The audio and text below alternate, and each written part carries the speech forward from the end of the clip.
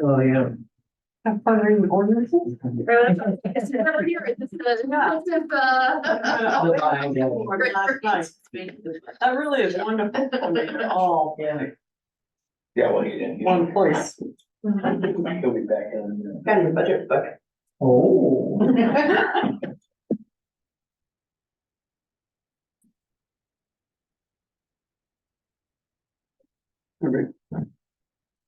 How are you doing? Good. I'm all right. Lovely day. Yeah, it's awesome. It's like fall this morning, wouldn't it? Yeah, I think it's gonna be more like that tomorrow morning. I don't come from. I think probably come down that way. For anything with blue skies and bright. You're right. I wasn't. This is somebody who's about. Yeah. I were talking about, there was another. Yeah, no, I just. Some friend of mine, that said when she was. No, out we're there, gonna you know, go for it. So I also like. Other than that, I think this has been a what, it's been a while. So that. I didn't think that we could get out of here. No, it's not when you get up to being, a lot of stuff, but. Yeah. So we could do that, we could do.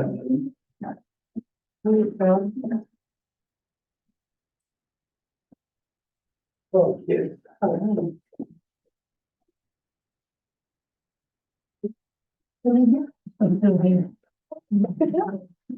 think so. Oh, there are some more chairs back there, Bill. Could you just pull them out? Hello.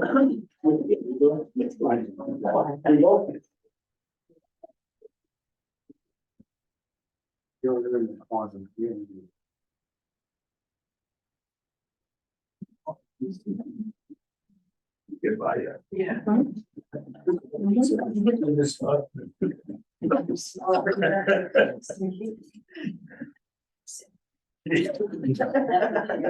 Absolutely.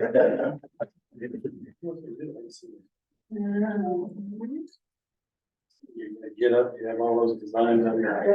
Okay. You happy to this number? I got another box to put together. I don't like that. Oh, I'm sorry. Like a solid chair. And then captain's chair. Oh, yeah, you got Kathy's old chair. Oh, yeah. Yes, he paid for the.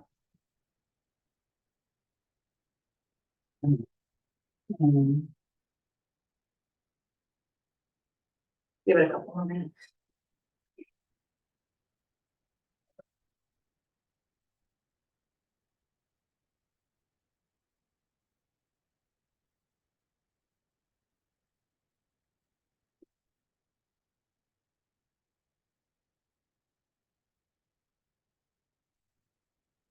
Your mom's still here, Melissa? She is, and so. She actually doesn't leave until the 31st, and so we're looking forward to, tonight we're gonna go down and take her to the park, that way she can see. The pizza in the park events and everything, which is the last one, so there should be a lot of people that are down here or. No. It's the last, coming up. It might be tomorrow, yeah. You could be anywhere. I was coming this morning, the woman who called, those who answered it. Yeah. coach. Do my name. Nice. I'm not sure how to get involved in that, but it's international. It's a big center. All right, perfect. It is 2:30, so we will call this workshop to order. Just kind of procedurally, this is a select board workshop, so our goal really is, we haven't had a chance as a board to hear from Rob about the revaluation process and to, kind of ask big picture questions. So that's really the goal today is, we're not digging into any kind of specific individual questions. The goal is really to just understand from a big picture how the process has gone, where we stand now, what are the next steps and those kinds of things. So we're gonna start out by asking Rob to kind of give an overview of the process, and then the select board will have an opportunity to ask questions. If we have time at the end, we may ask for if there are members present that that have big picture questions that are not individual questions. If we get questions that are specific property related, those are really best served at the one-on-one meetings, and we'll direct people to that. So thank you, everybody, for attending on a beautiful day, and thank you, Rob, for coming in. Oh, of course, anytime. So those the taxpayer meetings that we had last week was the end of the entire process. It takes about a year to do the whole process. We were the successful bidder of doing the revaluation that was on to us a few years ago. The process is the one first step is to go out and discover. So we went out, took the record cards that we had in town, went out and visited every property to make sure that everything on the face of the earth was on our record. He did all those data changes, and the biggest change is at that point, we pull all the sales in town that have occurred in the last couple of years. And from those sales into our camera system, we start creating schedules that mirror what each of these properties are selling for. Land only, land and building, waterfront, all property in town. We use every sale that's considered arm's length in town the last couple of years in determining these sales.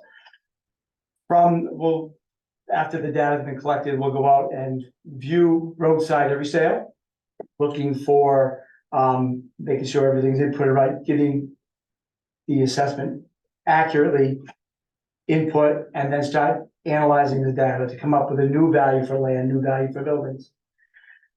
Test that methodology over and over again against all the sales, and we're starting to create a system so we fairly value every piece of property in town. The idea is, the goal of this project is to put a just value on every piece. A just value is synonymous with market value, but the difference is we don't have to be at market, we have to be at a market. So 2023, April 1st is the tax levy date that was chosen for this project. So the valuations that we put in place are supposed to mirror 100% of current market value based on sales that have happened just in Islesboro the last couple of years. What happens from the old assessment to the new assessment is inconsequential at all, because we don't look at the old assessment as far as a comparison of what it was to what it is now, mostly just looking for accuracy. During the meetings, we did refer to the old card because there may be things that, why did my tax burden change and my neighbor didn't change? Things that we found assets that weren't picked up, maybe an addition or a garage, or a house that was a long-term project to be completed, was never listed as a complete structure until then. It's good to have a reason behind all of that. But when we do this entire process, we sit down and that resulting sales study is, like I said, we are shooting for 100% of market value. And the last final sales analysis that I put together this morning, we are just at that 100% number. You look at all the 50 sales that we had, and you run a ratio study of all of our assessments against those 50 sales, and the industry standard is what's called the mid quartile, where you knock off the 15% outliers and the 15% lowest assessments compared to the sale price, and conversely the highest assessment compared to sale price, and you run a ratio of that middle 70%, and that puts it right at 100, which is what we were hoping for. But some of the big broader pictures here. One of the things you asked for, Shay, was what if we could categorize what types of property changed, how many changed ratio wise, 25% over last year, all the way up. We don't really do it that way because we're not responsible for the old assessments. We're just looking at the new assessments. So these are more general. Last year's commitment, again, all of those numbers were based on the last time a revaluation happened. That was 2004. Company like ours came in, put a 2004 market value in every piece of property in town. And we've used that same methodology over and over again. That right there is the difference between just value and market value. Everything was established based on market conditions in 04 and carried forward. Byrne, the old assessor, he did make some blanket changes over the years to the schedules, more to correct irregularities. I know the last one was like a lowering of value, because after the 08 crash, he felt the values are too high here, so he lowered them down a bit in 2015, I believe. But other than that, we're playing with the set of rules that were created in 04. So we're taking almost 20 years of changes to the marketplace to change our schedules from what they were in 04 to what they were today. But generally speaking, based on that, last year's total taxable value for every property in town, a little over $376 million.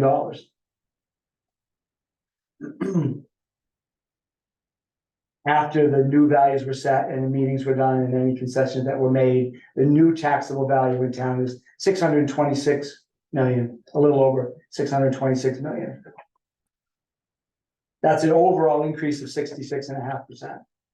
So as far as tax burden goes, any individual property that went up more than 66%, they most likely saw a tax burden increase.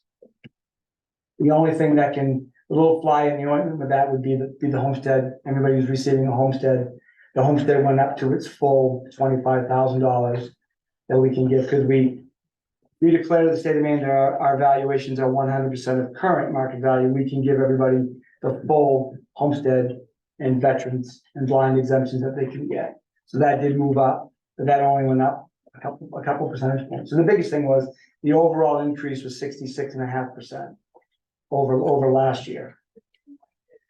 But that doesn't mean that with these new values that we didn't really collect any more money from the taxpayers than we did in the past. I have no rate sheets here, but I think it's just easier summed up this way. Last year's budget, the amount of money we asked for the taxpayers to run the town, pay the county tax, and run our portion of the school budget was $6,773,000 and change. This year was $6,861,000 and change. It was only a $57,000 increase. $87,000 increase over last year.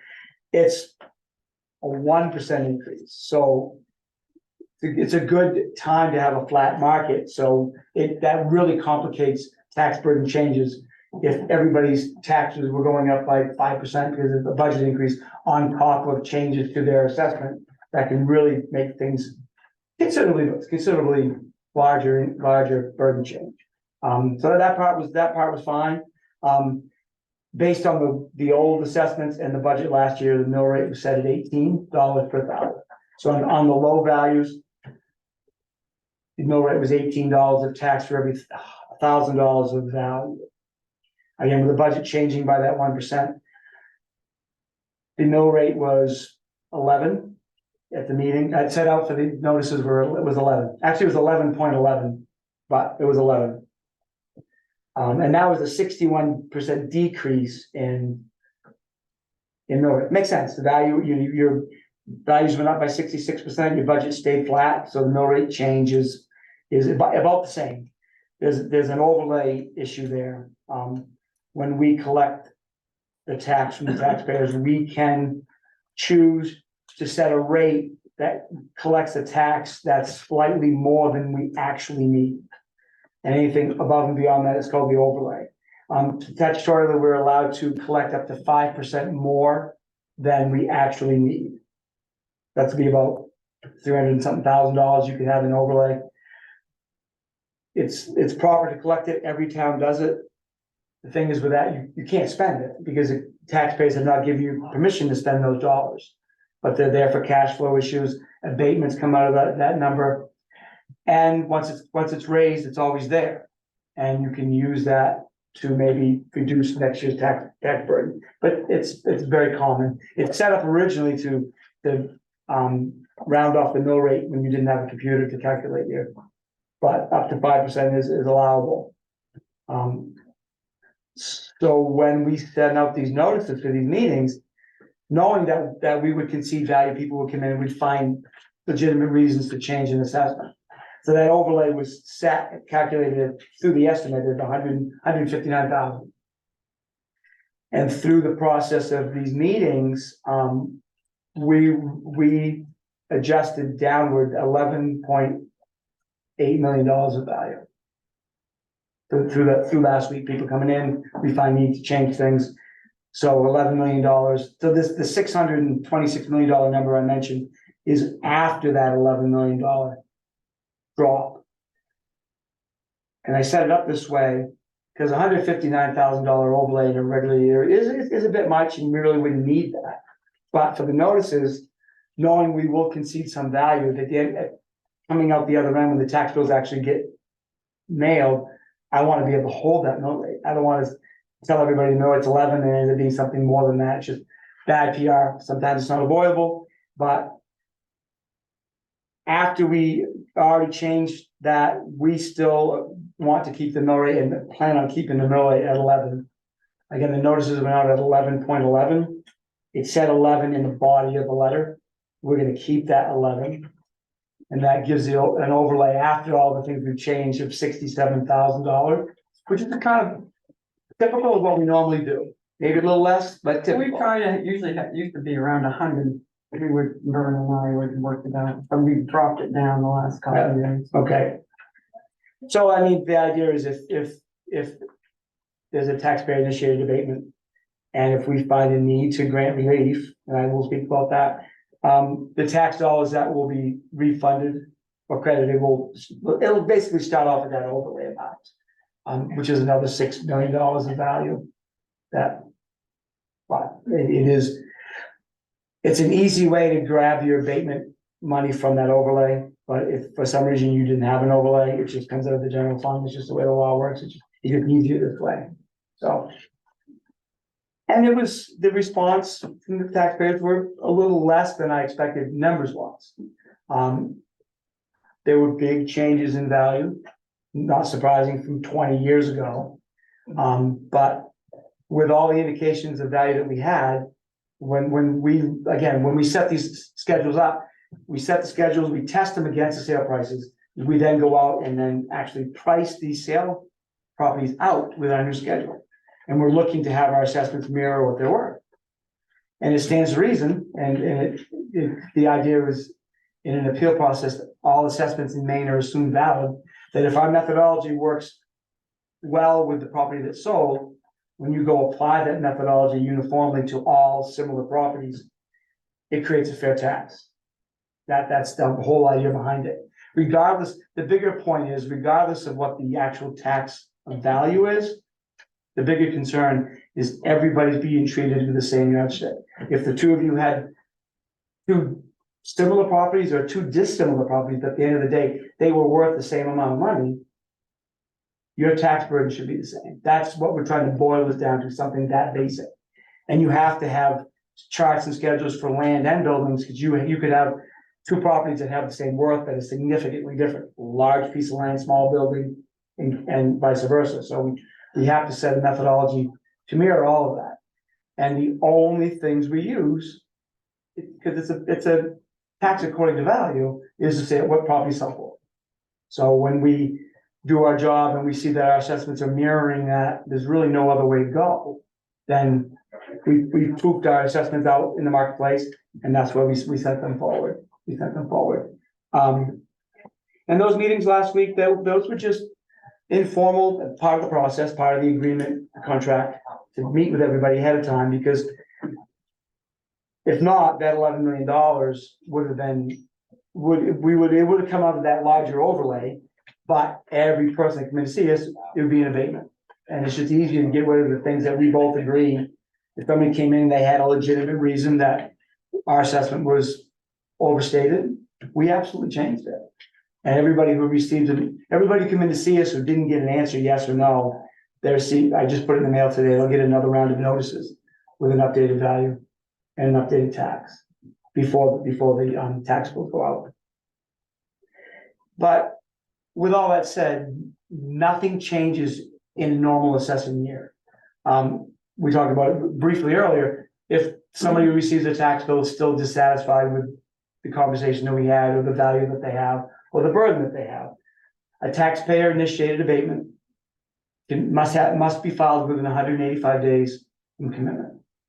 And one of the things we do, once commitment date is set officially, which starts the process of getting the bills out to the outsourcers, we'll have that statement, we'll have it on the website, we'll have the due date for taxpayer initiated abatement requests. And I think the easiest thing to do is right here in the office, maybe even a link on the Facebook page. Because the forms they file, they're state forms. And then there's a state bulletin that goes with that for just explaining the property tax law in a taxpayer's perspective. So we'll have pamphlets here, people to come in and get them and then read through the process and file. The formal appeal process is, it comes back to the town first, so they file it locally. And if I'm the assessor here now, and it still comes back to us, but it comes back to us formally, not informally to this point. And people do get frustrated thinking it's a fool's errand to do that, but they make their case.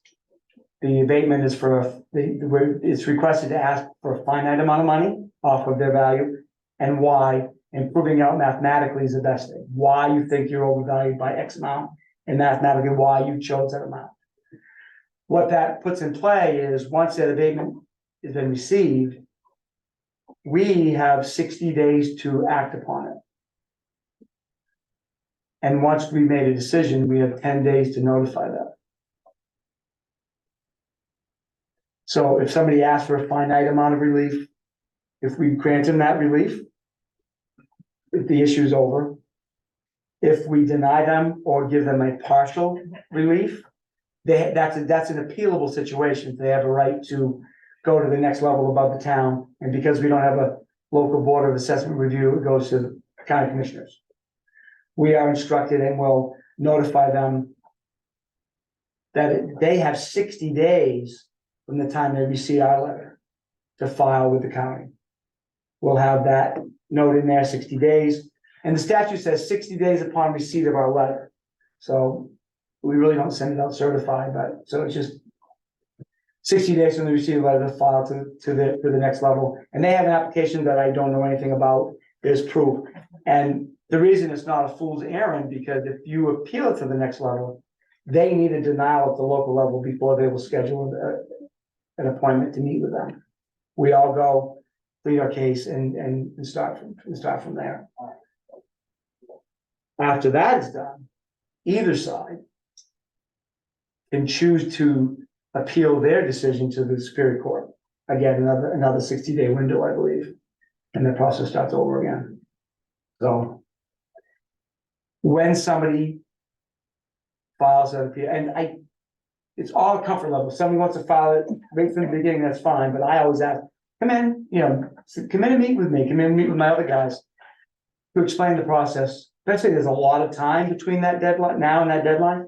Come in and talk to us, because if people who didn't come into the hearings, they're going to get the same treatment that people received at the hearings. If we have to make a change, it's abatable. It's an abatement, and it's more work on our end, but that's just part of our job. We won't be any more staunchy with issuing abatement. If it's deserving, it's deserved, and we will do all of that. It's better to do it that way, because somebody comes in to see us and we see some sort of relief, and then after that informal decision of ours, if they wish to contest it. If they file for an abatement and contest it, it starts in a very rigid timeline, and unless both parties agree to extend that time to meet with the board, you're tied to the deadlines. So, and we go from there and try to make it as easy as possible, and everything will be, when we're done, we have brand new property record cards printed in the files here. It's all public record. Not 100% sure what your online presence is here. Our software vendor Trio is getting a fairly new product out that a lot of my towns are using. That I would say, if you want to look at it, for example, the town of Manchester uses that it's an additional cost from the software vendor, but it's very user friendly, it's very searchable, you can find, if you just know the person's last name or the road they live on, you can end up pulling up all the information, detailed tax amounts for the year, they actually, you can set up in such a way they can show you how much taxes are due as of a certain date, so if they're overdue, you can get the per diem interest and things like that. Makes it a lot easier for people, I suggest that we work on getting that. The more information out there, we always encourage people that they look at their value, look at their burden, but again, similarly situated property, look at your neighbor. How does your value relate to the neighbors either side of you? That's part of proving that the assessment is wrong, that you have to show that there's an injustice. An injustice has been created from the decision of the assessor. Things are excessively overvalued, or you're being treated dissimilarly to your neighbors. Those are the two big ones.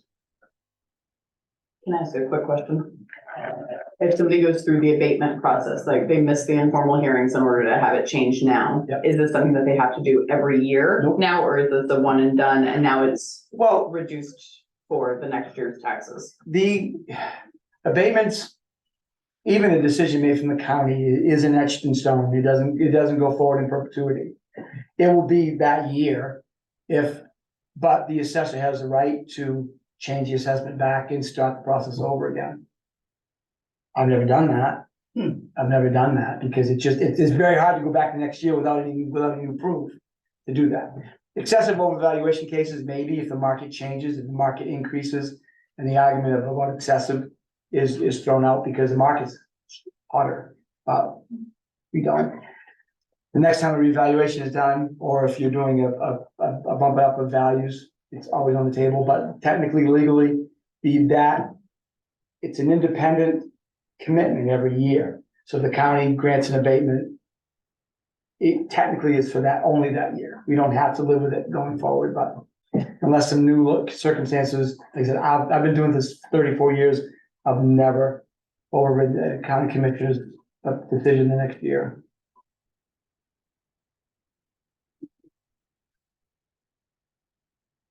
I think I'm out. And these are brochures that really should have been kicking around before you. These are one of the ones that you showed me on your email. It's just a basic overview of what revaluation is, the process, and the only thing that really pertains here is what happened after the valuation. And I think I pretty much touched on all of those. But the biggest thing is everybody understand that we will have abatement packets here that people can pick up. If we have them online, people can download them. They can get them off on Maine Revenue Services website. And we do answer all of them. The statute does say, if you file for an abatement, we have 60 days to act upon it, in 10 days notify you, and you don't hear anything. Well, the statute doesn't allow a town to stonewall somebody. After 70 days, if you don't hear from the town, you can then go to county commissioners and say, I never heard, it's deemed denied for statute, and we go, there's no need to do that. We don't do that.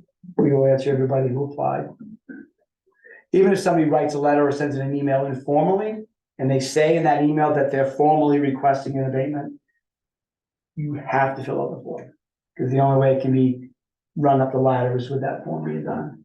So, Who has to fill out the form? taxpayer. Oh, but you said if they send it in and say. Well, if they just send an email, they just send a letter in saying, I contest this, we will have them fill out an Yeah, official I mean, form. you wouldn't be filling out anything for them. No, Or they have to. no, that's right, they have to. And if they come in to see me and I find a reason to abate it, there's no form. It's just on my own, it's on my own volition, and I can do that without any form. And that can be done for a year. If I see something 10 months from now that should have been corrected, I have, the assessor has a right to abate it for the entire year. After that, it goes to the board. If you even look at it that far, abatements for errors and omissions. If you lost your house, if you sold your house, and we continue to assess you for your house year after year, after the first year, they can petition the municipal officers, the board of selectmen, to ask for relief beyond that 1 year. But it isn't to dispute the value of the building, it's like the existence of the building. very, it happens every now and then, but some people will ignore, some people will see the bill, oh yeah, and then ignore it, and then realize that they should have addressed it, and sometimes you get involved, but it's very, very few and far between. Everything to do with value, anytime the assessor has to make a determination, it's always a 1-year abatement, never anything more than that. How did you compensate for COVID, or did you? Because the values of the property up here just really went up, not irrationally, a lot of. Right. Well, the statute, the statute that talks about assessing a just value wasn't changed with the volatility of the market from COVID. So we have to take these sales that happened in town.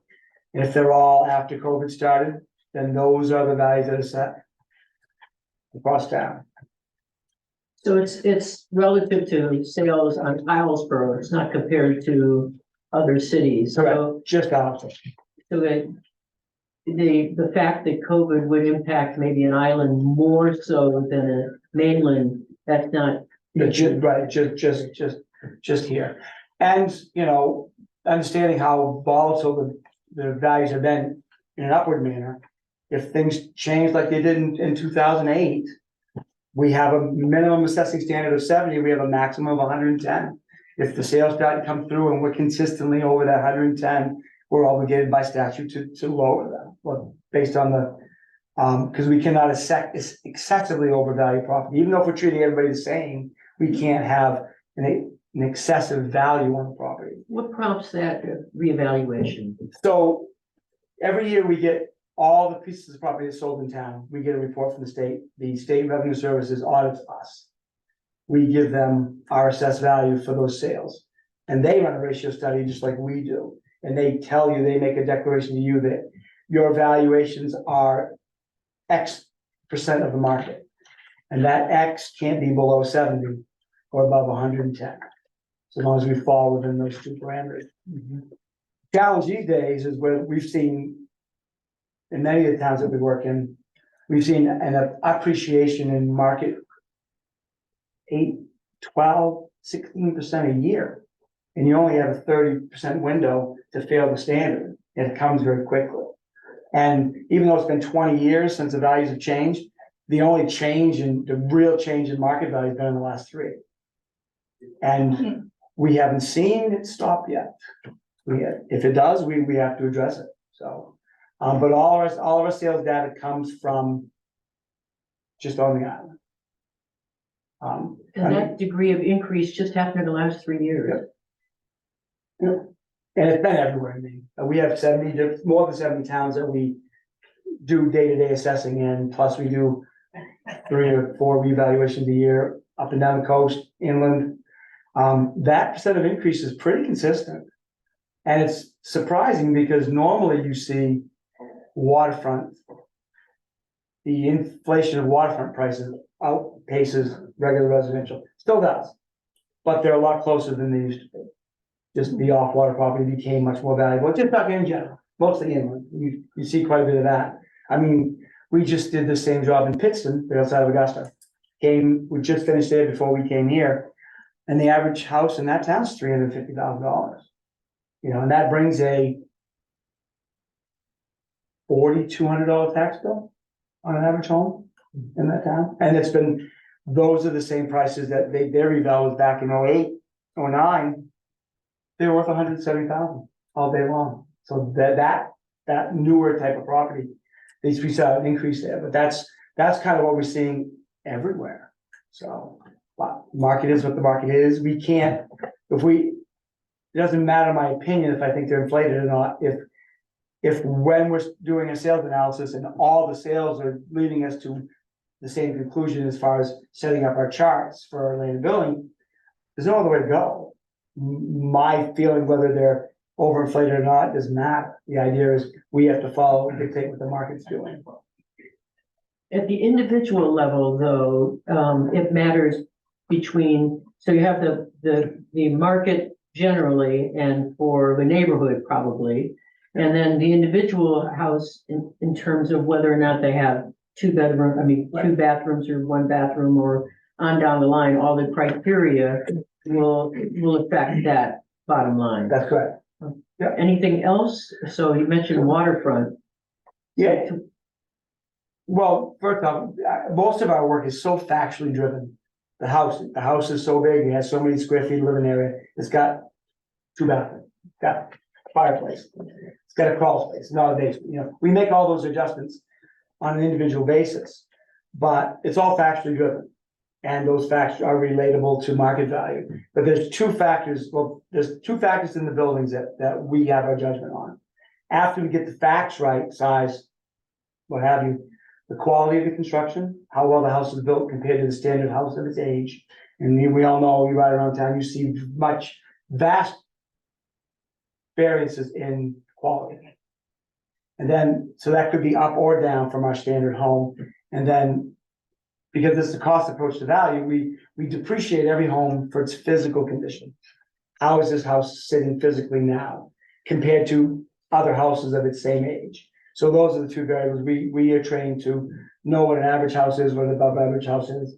The same way with condition. And the factors that are applied for differences between an average and above average. Those type of properties that sell, that dictates what that factor is. We will default to the same factor we use all over the state. If we need something different, we will apply it here. Quick example, we did a job for the city of Caribou, I think maybe 10 years ago now.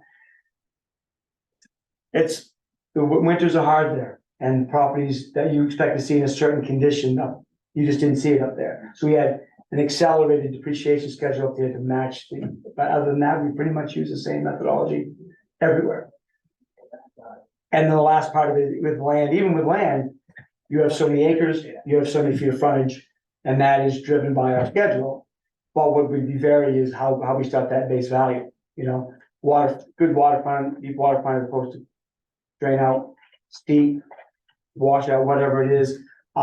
You get off the water, a view does have an influence on the value. And we ultimately have lots in town that sold with a water view. So that's what drives us to that value. And that was really the only variable that we have. So if you have property that has a water view, or you have property that has frontage, you compare it on Islesboro with other frontage, or you do it by the number, the. Front foot, you mean? Yeah. Well, we use, it's a similar method, it's called the front acre method. The former method was just front foot. We like this way better because the property will have so many feet of frontage, but there's an acreage tied to it. And we can potentially limit the amount of frontage that we assess based on the acreage. Our standard lot is the first 200 feet of water frontage in an acre. That's our base lot. Okay. And it starts off at that, you know, that's 550,000 as a developed lot, you know, with a house on it, well, septic, driveway, power, all of that. That's our starting point for 200 feet.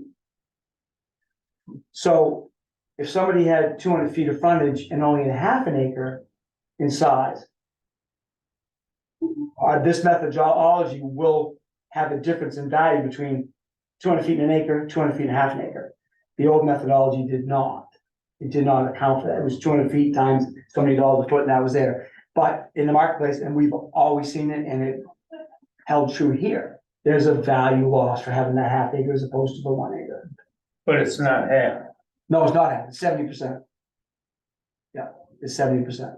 There's an intrinsic value for being there, being in the same neighborhood, having the same amenities.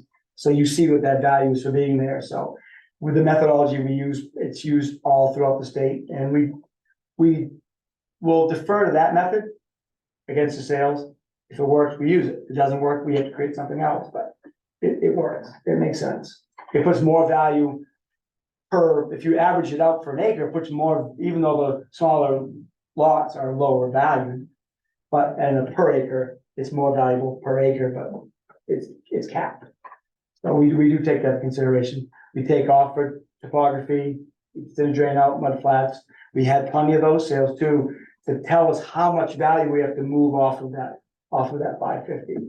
And that 550 was set strictly, again, I know I'm repeating myself, strictly on property in town that's sold. And I used this example last week. So the most recent reval we've had close to here, it's not really close to Booth Bay Harbor, we did the same job for them last year. That same lot in Booth Bay Harbor was 1.1 million. So we didn't use Booth Bay Harbor sales, we didn't use Camden sales, we didn't use Belfast sales, we used just on the island. That's what makes it specific here. The methodology behind that's the same, but the starting point is developed on island for properties that sold. And the state assessments that you get that tells you what properties and everything have sold for, do they tell you how many were cash sales and how many were bank assessed sales? So they do not. They do not. Well, we look for arm's length transactions. To get just value, you have to study all arm's length transactions. Willing seller, willing buyer on the open market, unrelated. Those are the sales that we want to study. If there's a private sale, when we get, so when this process happens, you buy a home, you pay X amount of dollars for it, you have to declare that value. You pay transfer tax to the state for that value. We get a copy of that. Gotcha. If this was a transaction, even for an amount of money, that was a related party, you bought it from your grandmother, grandfather, grandkids, parent, children, that sort of thing. You check the box that gets you out of paying the transfer tax. No, I was Those are the kind of ones going a different direction with it. With my house right now, hypothetically speaking, will not bank appraise. If I was to sell it, no one else could get a loan for the amount that the taxes were on it. And so I was wondering the correlation of that. Because if the bank doesn't value it enough to sell it at that cost, where is the correlation? Right, well, the logistics behind it, we get, when that declaration comes in for X amount of dollars purchase price, there's no special circumstances. We have to analyze it. We have to analyze it. So you could get a cash buyer that just wants it, doesn't care what it takes, Right. and wants it. Which is what a lot of the Owlsboro Which, properties were. that does happen, but yeah, you get enough of those. You can't ignore all of them. But we talked earlier about everything's factory driven. Mhm. How big, how much, how many? Right. The value is set. We start at that starting value, like here's 550,000. So if I had 10 waterfront sales, that I look at the declaration, there's no special circumstances, and I do my study. 8 sales could tell me 550, 2 sales could tell me $1.5 million. Right. I have to then dig a little deeper, find out why did these people willing to pay at a clip of $1.5 million? The reason, most likely it's because they want it and it didn't really matter, but they just wanted it. When we do that study, if we have 8 leading me to one conclusion and 2 leading me to the other, even if the other 2 were 250,000, I studied all of them and I used my decision that 550, for example, works on the vast majority of them. So that's the one we chose, and it is a mass appraisal approach. So, and that's where the fairness is created. So we will weed those out. And when we do our sales ratio study, we talk about, we run that ratio study from the lowest ratio to the highest ratio. If somebody's paying more than you would expect to pay, it'll be in that ratio, but in an outlier that we won't consider. But when we're creating these records from the get-go, we will pick the values that work the best. Like off-water. Off-water, that first acre is 75,000. That's the acre, well, septic, driveway, lawn, power, a developed lot. And then that same lot vacant, nothing on, it's 45,000. That's the only difference we make.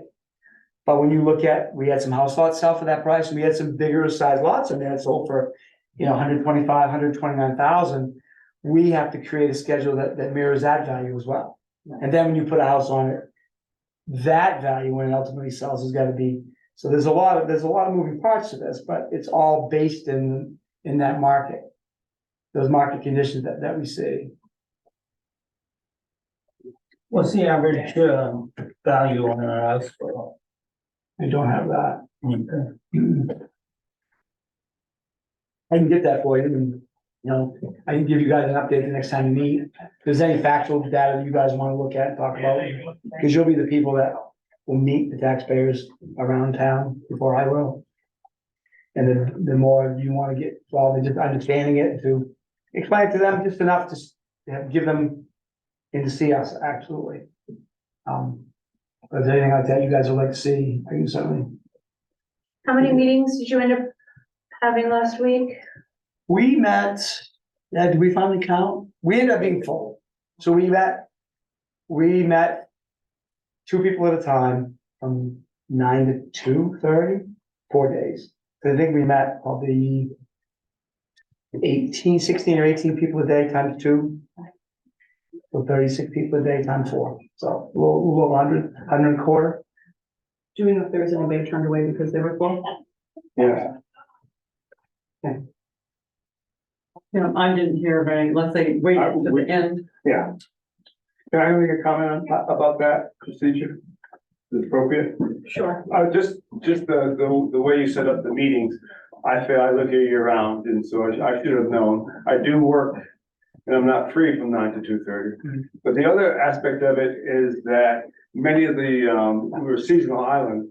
There are many property owners here who get their tax bills and the notification at their home address.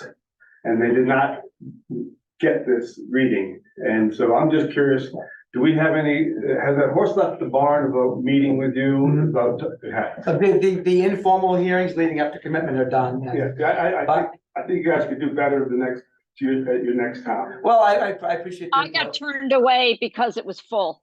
We did as well. You know. Yeah, we notices were in the mail for over 2 weeks. We That's sent. not long. Again, we'll get into debate, the semantics now. Again, this is an informal process. It doesn't stop anybody the right to come in and talk to us. Absolutely not. But there's a finite amount of time that we have for this.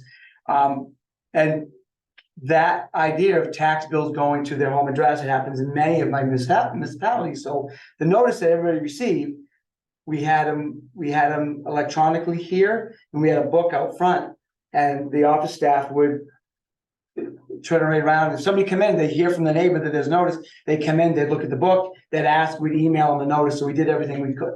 I get that. But this isn't the deadline. This isn't the part where, oh, I'm sorry, if you didn't come in to see us informally, we won't hear, of course not. But I understand the frustration, but it happens, but we have to cut it off at some point. And you're our new tax assessor. Yes, sir. Will you have hours here Yes, sir. weekly? Yeah. When I leave, I always have a schedule going forward. And you're an assessor at townofalbro.com? Yes, correct. That's correct. Thank you. Yeah. How often do you plan to be here? It's gonna be as needed. We decided Not the hours. Oh, we'll have hours, but it's good right now. I mean, the agreement, like Vern's agreement was once a week. Yeah. Come February, some of that time may not be here if there's nothing going on face to face. But after the bills go out, it'll be brisk. I know it will be, so we'll be here a little more frequently than that. But as far as the frequency goes, that's what I mean by as needed. If we give a day and we like to keep the schedule, if people get frustrated to come in to see us and have to wait an hour. So we keep the schedule, and once we know the schedule's full, like we need to give you another day, and we will continue to meet people even a couple times a week. There'll be more than one of us coming in at the same time. And once the first round of people coming in after the bills go out, we'll reassess the workload. What you mean by keep a schedule is you find out how many people are wanting to see you and schedule according to that? No, when I leave, we leave a sheet behind for the office staff to fill out. Come in at 9, come in at 9:30, that sort of thing. So people have the time. It's prompted by people that want to meet with you, or it's prompted by you're just putting in? When I leave, in a normal situation, the day we leave, we would have the next couple times that we return. Okay. With a schedule for them people to fill out what time. Okay. Now it's gonna be hectic. So we'll be here as much as we need to be.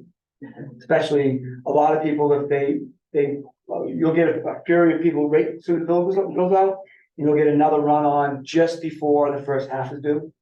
And you'll get another run when the 185 days are out. And we'll make sure that we're here to handle that workload. So we just need to time our announcements to make sure people could sign up to meet with assessors.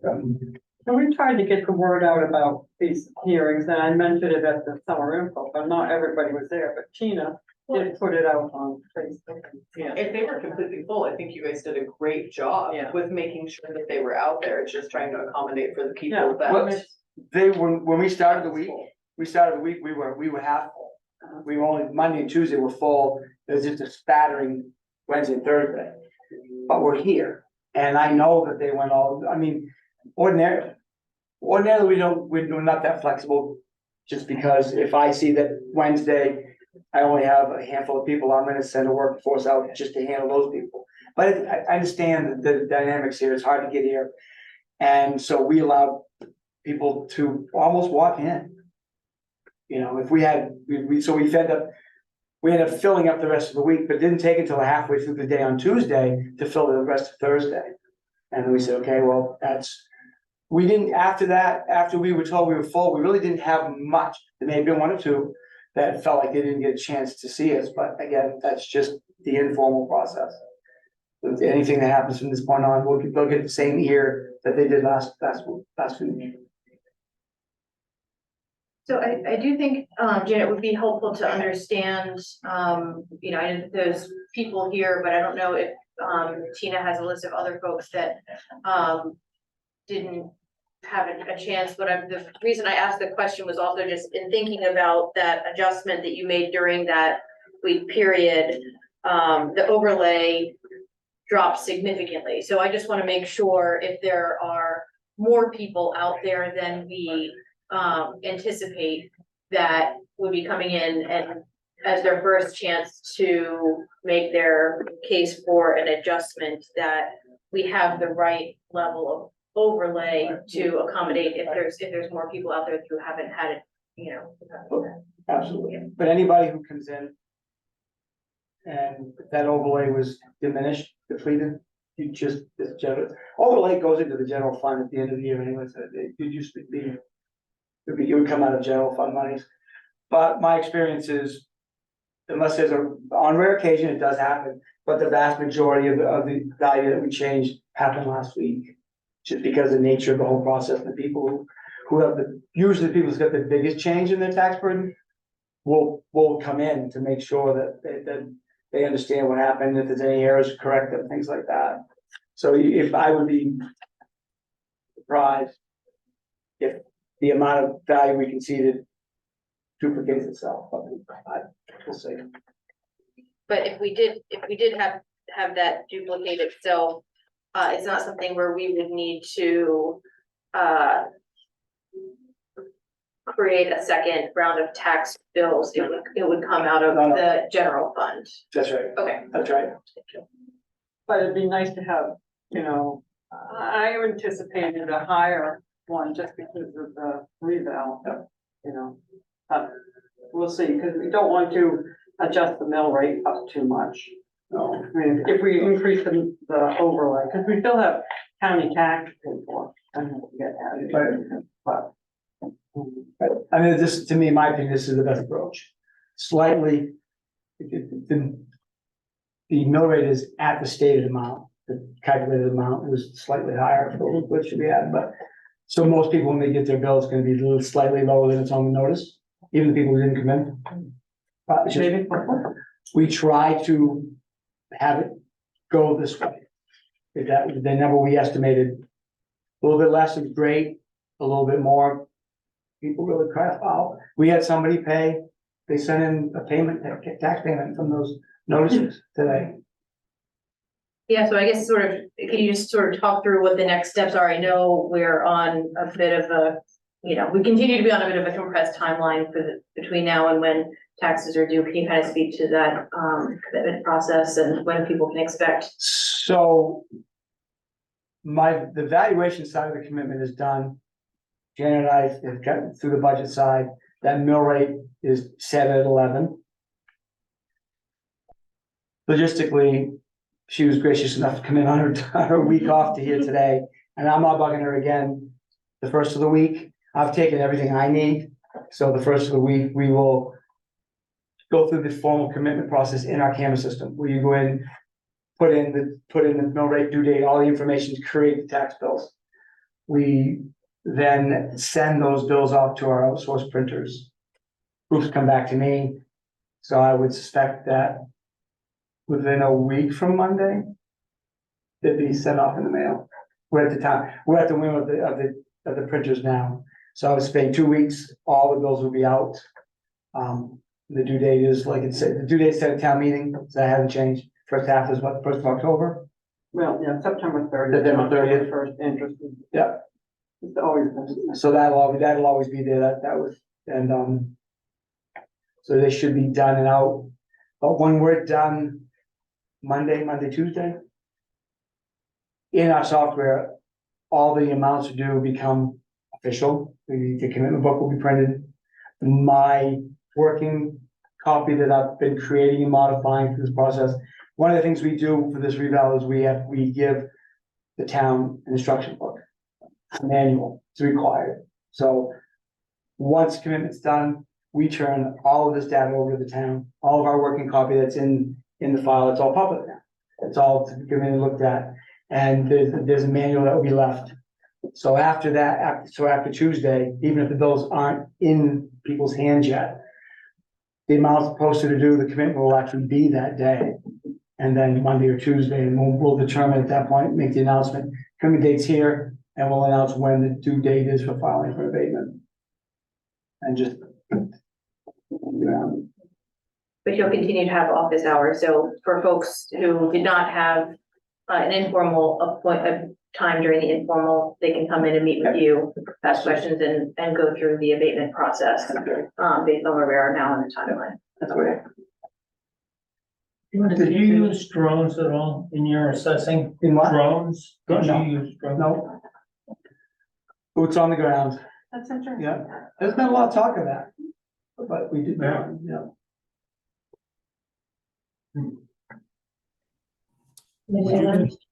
I have a question. Can you guys hear me okay? Sure, I go was ahead. looking around, so it's coming from nowhere. Is a recent bank appointed appraisal against a sale a reasonable basis for which to ask for a reduction in the value? A bank appraisal doesn't overstate or overstep a local assessment. Bank appraisals are for a specific purpose. And technically, if you read the wording in that appraisal, it's only to be used for that purpose. But it does offer a different opinion of value, and it has some merit. It's very common for people to provide a bank appraisal as part of the proof of excessive overvaluation. But I can't speak blanketly of how we deal with that, because sometimes there's things in the appraisal that we didn't realize that would change the facts of somebody's assessment. But just the fact simply that somebody offers up an opinion that's contrary to ours, that in itself wouldn't constitute an abatement. But we always reserve the right to look at it to see if factually things line up. And the facts that you talk about are outlined pretty clearly in the documents you've left at the town office? Well, the facts are, the square footage of the house, the amenities of the house, the size of the lot, the waterfront, if that's applicable, those sort of facts. Yeah, that's what I mean. And those per property are available at the town office? Yes. Okay. Thank you.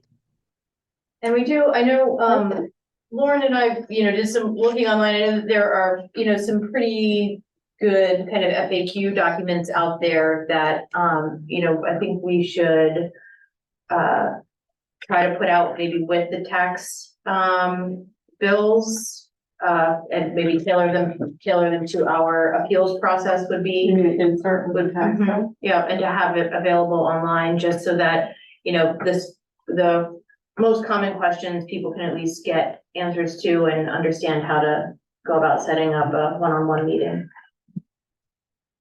Can I ask a question? Sure, a general Hi. question. Yes, a general question.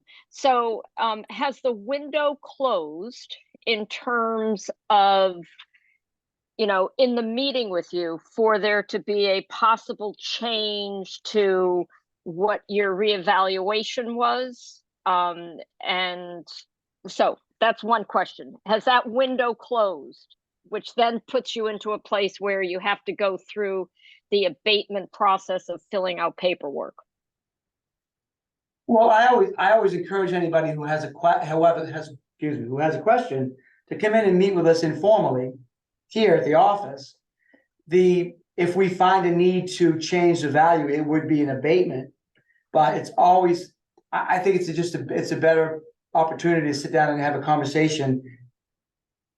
And so that has nowhere near been done yet. But if after meeting with us, or you just feel strongly that you've been egregious in some way and you file for the abatement, that window will start at the date of commitment and will run for 6 months.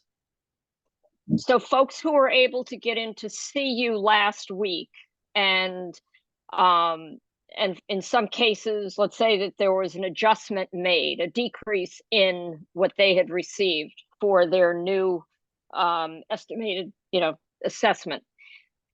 Do those folks, if there was a reduction, did they also have to go through the paperwork aspect of abatements, or was it something that you were able to do at that time and it's not necessary to file any paperwork?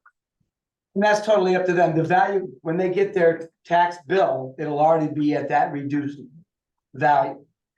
If at that reduced value, they're still not satisfied with the outcome, they can still file an abatement just like any other year. And I think I'd just like to make a clarifying thing. I think what I heard you say was, for folks who didn't have a chance to meet with you last week, they can still schedule a meeting. It might be if there is agreement that an adjustment needs to be done, that abatement may be possible to do without going through the formal appeals process and filling out that paper. Because that would be an abatement that would be initiated by myself, but that's not. Thank you. Yeah. Right. Great. Thanks for that clarification. I have a- And oh, sorry. sorry, I have a quick just one- question. Yep. last Go ahead, one, Shay. Shauna, and then I'll, are you available to do those meetings via Zoom for folks who may be, not on Islesboro any longer? Great, Yes. thank you. Yep. Okay, go ahead, Donna. I have a question. You said you were boots on the ground, and I assumed it was that you walked the properties. I'm wondering if the properties are closed, which a lot of maybe the summer ones were, what then was your, how are you guessing on, or I guess it would be, I assume it's a guess of what the interior is. And how do we find out what you assessed that as? All the details from our site visits are calculated out in your building value. So you would, if you come in to see us, we're gonna print off a valuation report that is the mathematics behind your land tax and your building tax. And it would come from those meetings and it started from our visits to every property. We have the sheets from when we were at the property. And it was a little bit, it isn't like the old traditional revaluation days where you would just basically start over with a blank sheet and go rediscover. There's good data here that has been created in 04 and maintained by Vern all these years. So we start with that as a basic point, and we jump off from there. If we find anything different, our opinion could differ from former in regards to quality and condition. But as far as the facts about the house, we will take what was currently being assessed at and go from there. Does that help? Yes, yeah, I would just, right, so each person could look at that paper that is at the town hall and assess and glean from that exactly, if there's whatever, how many bedrooms, how many bathrooms, square footage, that sort of thing is on that paper that we Yes. can have. Okay, Yes, it is. And thank you. they can get that. I don't need to be here to get that for them. They can come in and ask for it. The details. Yep, detail sheet and just, it's the same process as before, so. And we do that all the time. Tina does that, and emails and people. Will that go online? the, Data. It's, that's, you know, I leave that up to the Not. comfort level of the town. it's not current. Again, when we talked about that new service that our software vendor offers, we're putting that detail online. Like I said, check out Manchester's website, you know, we'll get that next time we're here, so what you as a town want for online presence. Why wouldn't we want it? I don't know. I'm not ready to answer that. Yeah, I think it's worth going on and looking at what they have available and then we could discuss that at a But they future just as easily select board can meeting. call in here and we can send it to them. Right. I mean, I don't know what this program is, something new or Trio. Yeah, no, it's just Trio, presenting the data that's there in a way that's, it's very user-friendly for the taxpayer. Well, Trio is, Well, I can see it as a competitive tool in terms of looking at your property value versus someone that you know has a similar property. Do you have the similar tax base? And that's what we're trying to boil this all down to. Yeah. And, you know, people who do that, we never, technically, maybe, potentially didn't hear from them. They see their tax, their value, look at the neighbors and realize, okay, we're all assessed in a similar manner. I'm satisfied with that. So we don't know, it's hard to gauge how well that works, but we encourage it. So, whatever the town Odd wants. question, but when you say neighbor, what range are you talking? Well, over Similar the, properties? the catchphrase is similarly situated. Okay. However that is, take that as you will. But that's when people are trying to prove or disprove the assessment. You have to find something similarly situated. You can't start here, go down all your neighbors and find one property way over there that's out of whack. That does not meet your burden of proof. So through the appeals over the years, the courts keep coming back with that phrase. it's hard to do. It's like comparing apples to oranges. Go ahead, Rick. Have you completed your preliminary commitment list or your final commitment list? And if so, when can the public access that entire database? When the commitment is done next week, So we can't get the preliminary one? there's no preliminary one. There's, So you're only gonna publish a final commitment list, yes, and that's next week? Yep. And when and how can we access?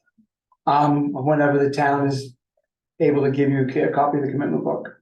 It's public information, It's not gonna be, you can't get it in a PDF format, so we don't buy the book?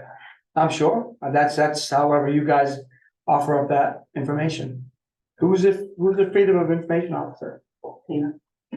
I'll see, I don't know how she's done it in the past. I mean, it's been rare that we have sold commitment books in the past. Yeah, the reason we didn't do anything preliminary because it's all subject to change. So giving numbers that may or may not be the actual value committed to the collector this year. It's why we don't give it out because it's nothing to have to defend on my end, because they could have changed from the time you asked for it. And it's not public information until the commitment is done. All right, I mean, it becomes difficult for those of us who want to either come and see you or file an official abatement to come up with the data that you say you're gonna require to authorize an abatement if we don't have that information. Well, there's nothing to apply for abatement for yet, because they haven't been committed yet. That's why from the time we finished our meetings until we get our tax bills out, we like to minimize that time. The people who want to start the process, the taxes have to be committed. If you file for an abatement today, it won't be heard. I'm talking about acquiring the information required to make an appropriate adjustment request. That's what I'm talking about. And I can't do that without getting the commitment. There's nothing, Right. the commitment starts, when the official commitment happens on Tuesday. It's when, All right. Right. And that starts the clock. that starts your clock. That's right. And so it sounds like, we have not gotten a lot of requests for that in the past, but we may want, Yeah. we may want to create a process to make that relatively easy for people to get, as if there are more requests this year. And it will be online. I was gonna say that a lot of towns that are uncomfortable with the privacy side of having people's particular information online, they always put a commitment book online. By name, by map and lot, so Well, if it's public information, they don't have control of it. that's a debate for another day. The difference between public information and ease of access is, and I have people that will ask, I have a couple the state troopers that ask that some of it public, I have a picture of my house, please remove the picture. Absolutely, I'm not why, it doesn't matter, I understand why you are where you are. Then it does get another layer, but it's that balance, that's why I leave it up to town, what their comfort level is. Sure, we'll take one or two more. Hi, can you hear me? I have a question. Sure, Cressica. Go ahead. Okay, hi, I'm Cressica.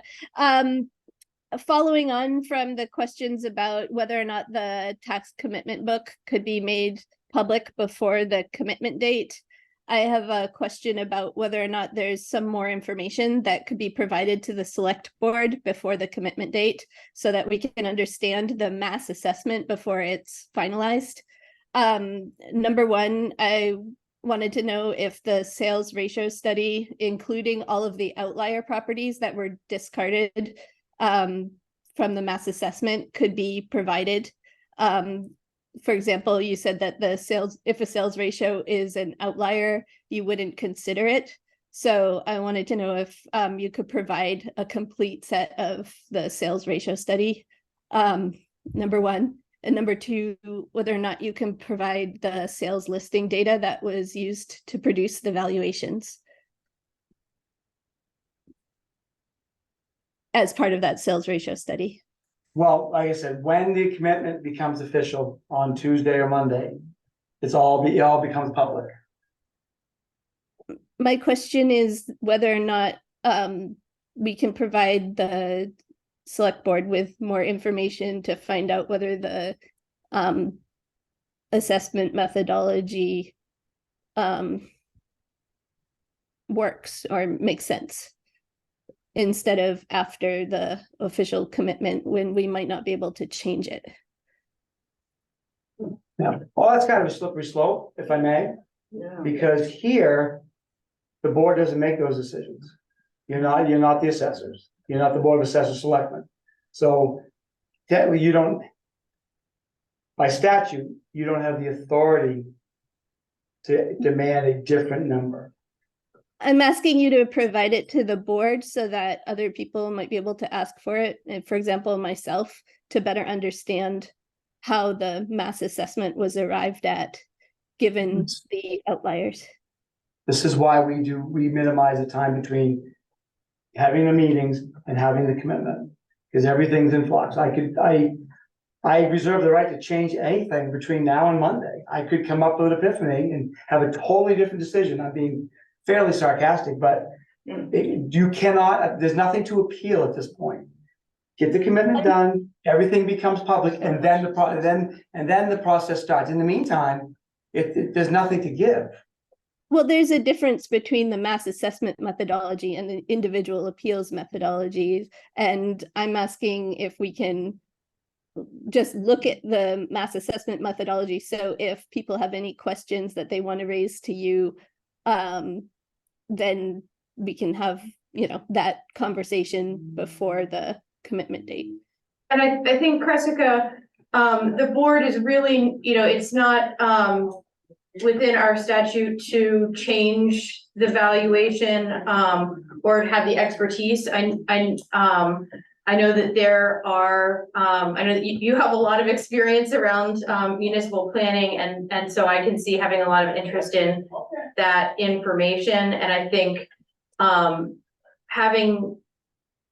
making sure that it is public after the commitment is, I would feel uncomfortable trying to run a process that undermines the work that has been done prior to the commitment. I think once all that information is public, if there are specific questions, it's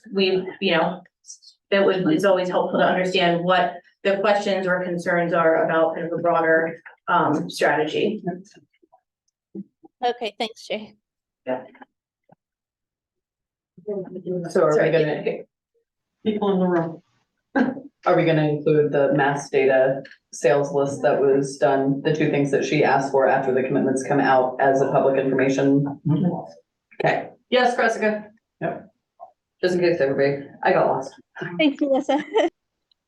I have two questions. The first one is you referenced the 200 feet of frontage per acre for the standard waterfront lot. Mhm. If a lot has a different ratio, less frontage per acre, how does that? Those specifics would just come in after the next time we're here. It's just easier. It's just, this isn't the forum for that. Okay, so the second question is the total assessed value of 376, 626, the 66.5% increase. Do you know what the range was of adjustments on properties? And all average is not 66.5%, right? But there's some range. No, well, no, we don't have that. Is that something that we can get? It's nothing that can be created. Because the software does not work that way.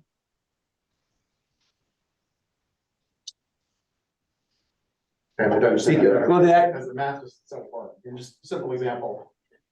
Our 239% increase has to be offset by something to average out 66.5%. And two data points, that means somebody else was on 106% negative, which doesn't make any sense. So somewhere in there, there's a statistical span. Well, what you're not considering the fact that if you had that much of an increase, that is far in excess of average. Yes. Which could lead to the fact that looking at the old assessment, there could be something amiss there. Really, I'm not trying to ask a specific question about my. But I'm just saying that usually what happens is somebody that's that far away from average, when you look at what you were compared to what you was, your evaluation was far lower than everything else similarly situated. That's what we're trying to understand. That would be, and for us, I don't look at what, no assessor, no reval company looks at what it was and apply a factor in this case. So it's inconsequential to what it was before, and I don't have to defend it. I understand it and I can read it, but it's not my responsibility to take it from and to. My responsibility is the value we put in place now.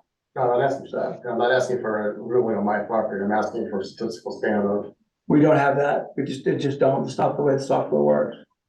Seems like an important number to me. I guess I would encourage you to come in and meet individually and, You're welcome. thank you. I have one question. How available will you be this week for individual meetings? And how do we sign up? Nothing this week. The next time I will be here, will be preparing the commitment. So I think I would encourage folks to call the town office. It sounds like there's a sheet that Tina has to schedule time with you for when you are in the office next. So give a call to the town office. Thank you. Okay. Any last questions? I appreciate everybody coming in and keeping the conversation respectful. I know it's a stressful time as we understand how this changes as the community and what it means for us as individuals. And I know, Rob, it's nice that this gave you a real chance to understand and look at all of the property, but welcome. We're look forward to working with Thank you. you. Looking forward to it. Thank you for coming in and giving. Rob, what do you have here? Well, this is one of the links that we have. This is why, if we're gonna put something in, if you want something in with the tax bill, this would be, I suggest. Yep. If it's from the state, it's very brief, it's gonna be a two-sided page. So I'm sure they could stick in something two-sided in the tax bill. I looked up revaluation FAQ and it just came up with something that the state. The state put that together years ago. Yeah. So. So I just thought it's something helpful to have. To share some Yeah. information. I think that you put it up front. Yes. I just searched, Jennifer and I searched the web and found that stuff. This one is. Yeah, that's from the state. That one I think is written in their perspective, kind of like the bulletin they'll get with their abatement. But if you want to put something in with the tax bill, I'd put that in there. There's something confusing on it. Rob, what was that value again with the 200 feet? 550. 550. Oh, we'll make the vote. Yes, we made sure. I'm sorry, since it was a workshop, do we need to adjourn? No. Okay, just making, sure. I wasn't trying to like jump up and run away. I'm glad you came, and you had the good reval, right? Yeah. Yeah, I think. Well, You I know. wouldn't go around. Yeah. Back to school. Yeah, I guess I think the appeals process on this is still general enough that basically they can. Yeah. I know. I mean. I mean, if it's go out, as is. Scott, are we done? Yeah. Yeah. Yeah. No one ever I said, think that. I think we need a reval. Well, 10 years ago. well, then the 3 years, someone pointed out, the values were a little wacky and that forth. Well, everywhere. I mean, that's the thing. For better or for worse. For better or for worse. Like not married.